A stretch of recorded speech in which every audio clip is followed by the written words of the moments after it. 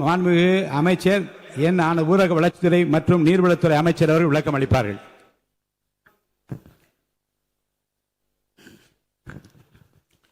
மாண்புமிகு பேரவைத் தலைவர் அவர்களே, மாண்புமிகு முதலமைச்சர் அவர்களே, காவிரி நதிநீர் விவகாரத்தில் தமிழக விவசாயிகளின் வாழ்வாதாரத்தையும் நமது மாநிலத்தின் வரலாற்று சிறப்புமிக்க நதிநீர் உரிமைகளையும் காப்பதில் இந்த அரசு துளியும் சமரசம் செய்து கொள்ளாது என்பதை இப்பேரவையில் உறுதியாக தெரிவித்துக் கொள்கிறேன். கர்நாடகாவின் தற்போதைய முதலமைச்சர் அவர்கள் மேகதாது பிரச்சனையை சமீபத்தில் எழுப்பிய உடனேயே மாண்புமிகு தமிழக முதலமைச்சர் அவர்கள் 25/5/2026 அன்று அரசு தலைமை வழக்கறிஞர், உச்ச நீதிமன்ற மூத்த வழக்கறிஞர் மற்றும் உயரதிகாரிகளுடன் ஆலோசித்து இப்பிரச்சனையை குறித்து எடுக்க வேண்டிய நடவடிக்கைகளை பற்றி அறிவுறுத்தினார்கள். அத்துடன் நிற்காமல் நமது மாண்புமிகு முதல்வர் அவர்கள் அடுத்த நாளே 26/5/2026 தனது கடிதத்தின் வாயிலாகவும் 27/5/2026 அன்று மாண்புமிகு இந்திய பிரதமர் அவர்களை நேரில் சந்தித்து மேகதாது திட்டத்திற்கு எவ்வித அனுமதியும் அளிக்க வேண்டாம் என மீண்டும் வலியுறுத்தினார்கள். மாண்புமிகு தமிழக முதல்வர் அவர்கள் 25/5/2026 அன்று உத்தரவிட்டதின் அடிப்படையில் தமிழ்நாடு அரசு சார்பாக புதுடெல்லியில் உள்ள தேசிய பசுமை தீர்ப்பாயத்தின் முதன்மை அமர்வில் மேகதாது திட்டத்தை எதிர்த்து 27/5/2026 அன்று ஒரு மனு தாக்கல் செய்யப்பட்டுள்ளது.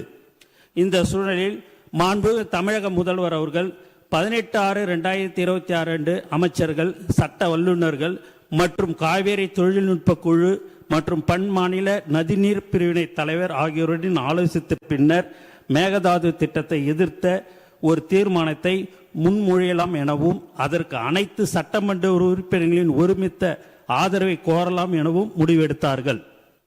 காவேரி நதிநீர் விவகாரத்தில் ஒருமனதாக ஏற்றப்பட்ட தீர்மானத்தில் மாண்புமிகு எதிர்க்கட்சி தலைவர் அவர்கள் 4/3/2026 அன்று தமிழ்நாடு அரசு ஒன்றிய அரசுக்கு மேகதாது அணை விவகாரம் குறித்து ஒரு புதிய நடுவர் மன்றம் அமைக்க முன்மொழிவுகள் அனுப்பியதும் குறித்து தீர்மானத்தில் சேர்க்க கோரிக்கை வைத்தார். அதன்படி இப்பேரவையில் 19/6/2026 அன்று நடுவர் மன்றம் அமைக்குமாறு வலியுறுத்தி ஒருமனதாக தீர்மானம் நிறைவேற்றப்பட்டு அதன் நகலை அன்றே தனது நேர்முக கடிதம் வாயிலாக மாண்புமிகு முதல்வர் அவர்கள் மாண்புமிகு இந்திய பிரதமர் அவர்களுக்கு அனுப்பியுள்ளார்கள் என்பதை குறிப்பிட விரும்புகிறேன். இவ்வாறு தமிழர் நலன் கருதி இந்த அரசு மாண்புமிகு முதல்வர் அவர்களின் ஆலோசனைப்படியும் மேகதாது திட்டத்தை முறியடிக்க அனைத்து நடவடிக்கைகளும் தொடர்ந்து எடுத்து வருகிறது. ஆனால் சிலர் நடுவர் மன்றம் அமைக்குமாறு கோருவது சரியான அணுகுமுறை அல்ல என கருதுகின்றனர். சில தரப்பினர் பரப்பி வரும் தவறான புரிதலுக்கு முற்றுப்புள்ளி வைக்கும் வகையில் நமது அரசின் நேர்த்தியான அணுகுமுறை பற்றி இந்த மாமன்றத்தில் தெளிவுபடுத்த விரும்புகிறேன்.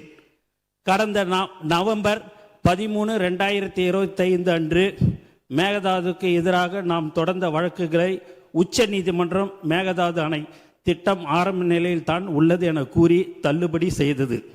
அந்த தீர்ப்பின் பேரா 29 மாநிலங்கள் தங்களுக்கு ஒதுக்கப்பட்ட தண்ணீரை எப்படி வேண்டுமானாலும் பயன்படுத்தலாம் என நீதிமன்றம் குறிப்பிட்டது. இதை தங்களுக்கு சாதகமாக பயன்படுத்தி கர்நாடகாவோ அல்லது கேரளாவோ தன்னிச்சையாக புதிய அனுமதிக்கப்படாத திட்டங்களை கையில் எடுத்துவிடக்கூடாது என்பதில் நாம் உறுதியாக இருந்தோம். டிசம்பர் 2025 ஒன்றிய அரசு தன்னிச்சையாக காவேரி நீர்வள திட்டங்களை மதிப்பீடு செய்வதற்கான வழிகாட்டுதலை வெளியிட்டது. மேலும் கடந்த மே 2026 நாளிட்ட ஒன்றிய ஜல் சக்தி அமைச்சகத்தின் கடிதம் மூலம் மத்திய நீர்வள ஆணையம் CWC கர்நாடகாவின் மேகதாது திட்ட அறிக்கை DPR மீது தனது தொழில்நுட்ப கருத்துக்களை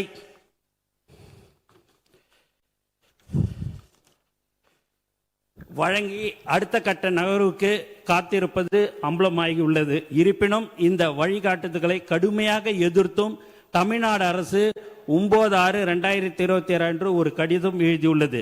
இந்த சூழ்நிலையின் தீர்வை கருத்தில் கொண்டு ஏற்கனவே குறிப்பிட்டவாறு நமது மாண்புமிகு முதலமைச்சர் அவர்கள் அண்மையில் 27/5/2026 மாண்புமிகு இந்திய பிரதமர் அவர்களை நேரில் சந்தித்து மேகதாது அணை விவகாரம் குறித்த தமிழ்நாட்டின் நியாயமான கவலைகளை குறிப்பிட்டு கோரிக்கை மனு சமர்ப்பித்துள்ளார்கள். தமிழ்நாட்டின் ஒப்புதல் இல்லாமலும் நடுவர் மன்ற தீர்ப்புக்கு முரணாகவும் மேகதாது பகுதியில் எந்த ஒரு கட்டுமான பணிகளும் அனுமதிக்க கூடாது என்று அக்கோரிக்கையில் மிகவும் வலியுறுத்தி கேட்டுக்கொள்ளப்பட்டுள்ளது.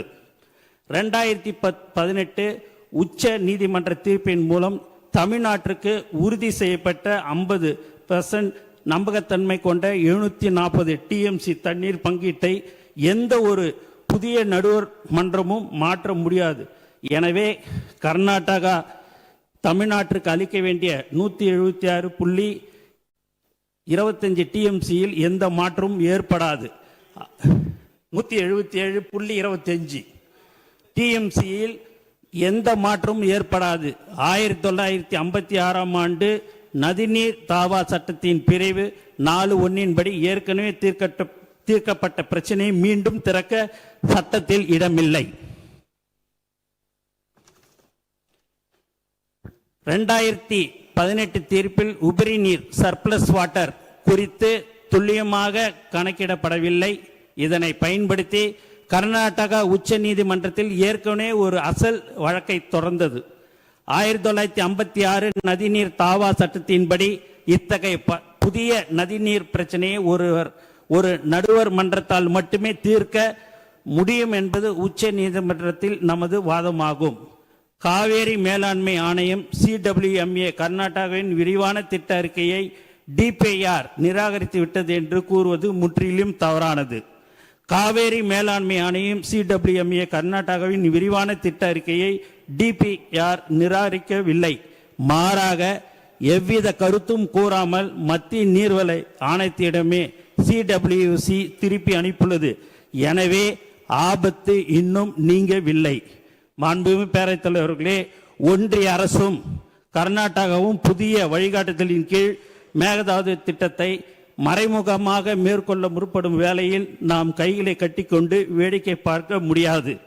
அந்த வகையில் மாண்புமிகு முதலமைச்சர் அவர்கள் மாண்புமிகு இந்திய பிரதமர் அவர்களிடம் வழங்கிய கோரிக்கையின் தொடர்ச்சியாகவும் ஒன்றிய அரசின் தன்னிச்சையான நகர்வுகளை முடக்குவதற்கும் உபரி நீர் மீது தமிழ்நாட்டின் உரிமையை நிலைநாட்டுவதற்கும் ஒரு மிக சிறந்த அணுகுமுறையாகவே புதிய நடுவர் மன்ற கோரிக்கையை முன்வைத்துள்ளோம்.